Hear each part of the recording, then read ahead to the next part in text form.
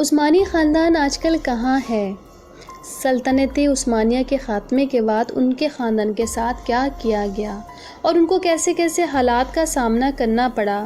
آج کی اس ویڈیو میں اسی ٹاپک پر بات کرنے والے ہیں، تو آخر تک آپ ہمارے ساتھ رہیے گا۔ اگر آپ نئے آئے ہیں تو ہمارے چینل کو سبسکرائب کریں اور پاس ہی گھنٹی کے بٹن کو بھی لازمی دبا دیجئے، اور ہماری حوصلہ افزائی کے لیے ہماری ویڈیو کو ہمیشہ لائک ضرور کیا کیجئے تاکہ اسی طرح کی نالجبل ویڈیوز کا سلسلہ جاری رکھا جا سکے۔ ناظرین گرامی، 1 نومبر 1922 تاریخ اسلام کا وہ سیاہ دن ہے کہ جس دن سلطنت عثمانیہ کے آفیشلی خاتمے کا اعلان کر دیا گیا تھا، لہذا ترکی سے سلطان محمد ششم کی سلطنت کو ختم کر دیا گیا اور وہیں سے شروع ہوئی مصطفیٰ کمال پاشا کی حکومت۔ لہذا سلطان محمد ششم کو ایک ناپسندیدہ شخصیت قرار دیا گیا اور ان کو اسی وجہ سے ملک سے باہر نکال دیا گیا، جو 17 نومبر کو ایک جہاز کے ذریعے مالٹا روانہ ہو گئے۔ ان کے ساتھ ان کے بیٹے ارطغرل آفریندی بھی موجود تھے، جو بعد میں اٹلی چلے گئے۔ وہ اپنی زندگی کے آخری دن اٹلی میں ہی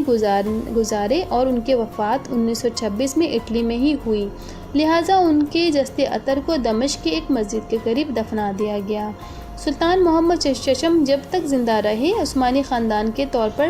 سربراہ کے طور پر زندہ رہے، لہٰذا پھر ایسے حالات ہوئی کہ تمام کے تمام عثمانی خاندان کو اس وقت کے تمام شاہی خاندان کو ترک سے جلا وطن کر دیا گیا، یعنی ترکی سے ان سب کو باہر کر دیا گیا۔ ایک ایسا خاندان جس نے 600 سے 700 سال تک ایک جگہ پر حکومت کی اور اسی کے لیے اپنی بادشاہت والے ملک میں جگہ تنگ ہو گئی تھی، اپنے رہنے کے لیے 2 گز زمین بھی نہیں مل رہی تھی۔ عثمانی خاندان حیرت میں تھا کہ آخر ان کے ساتھ یہ سب کچھ کیا ہو رہا ہے، لہٰذا اس وقت جو ملک سے باہر کیے گئے تھے عثمانی خاندان کی کل تعداد 156 تھی، اور ان تعداد میں تمام شہزادے تھے، شہزادیاں تھیں اور بہت ساری ازواج تھیں، اور کچھ نوکر تھے جو اپنے مالکوں کا ساتھ کبھی بھی نہیں چھوڑنا چاہتے تھے، لہٰذا ساتھ ہی ساتھ اس خاندان کے تمام دمادوں کو بھی ملک سے باہر کر دیا گیا تھا۔ لہٰذا باہر کیے جانے والے ان تمام لوگوں کو ایک طرفہ پاسپورٹ دیا گیا تھا، یعنی وہ جہاں چاہیں جا سکتے تھے، لہٰذا ان لوگوں نے سب سے پہلے مصر جانے کا ارادہ کیا، جو کبھی ان کی حکومت میں ہوا کرتا تھا، لیکن نہ ہی انگریز لوگ نہ ہی ترکی کی حکومت یہ چاہتی تھی کہ وہ مصر جائیں، لہٰذا ان کا مصر جانا کینسل کر دیا گیا، لہٰذا ان لوگوں نے ملک شام جانے کا ارادہ کیا، لہٰذا ترکی حکومت نے بھی ان کا وہاں جانے کی بھی اجازت نہ دی، لہٰذا وہاں سے کچھ لوگ لبنان کی جانب اور کچھ لوگ فرانس کی جانب چلے گئے۔ یہ عثمانی خاندان کے لیے بہت ہی خطرناک وقت تھا۔ ان لوگوں نے اس دور میں غربت کا منہ بھی دیکھا، کیونکہ وہ تو اپنا ساز و سامان اور خزانہ محلوں میں چھوڑ آئے تھے۔ انہیں یہ گمان تھا کہ ان کی رعایا، ان کی جو سلطنت کے جو لوگ ہیں وہ کبھی ان کا ساتھ نہیں چھوڑیں گے اور ان کے ساتھ وفاداری کریں گے، وہ ان کا ساتھ کبھی نہیں چھوڑیں گے، لیکن جیسے انہوں نے سوچا تھا ایسا ہرگز نہیں ہوا۔ وہاں پر سب کچھ بدل چکا تھا، اب ترکی ان کے لیے پرایا ہو چکا تھا، لہٰذا 1926 میں سلطان محمد ششم کی وفات کے بعد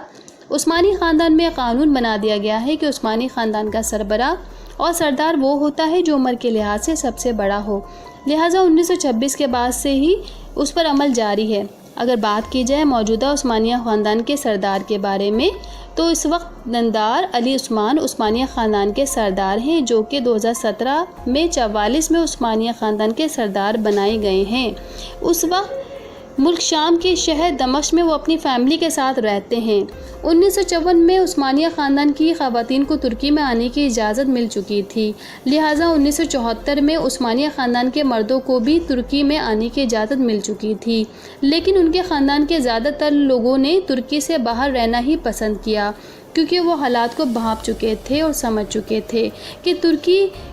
اب کیسی حالت میں پہنچ چکا ہے۔ لہٰذا آج کے لیے اس غمزدہ ویڈیو کا اختتام ہوتا ہے۔ ویڈیو پسند آنے پر دوستوں کے ساتھ ضرور شیئر کیجیے گا۔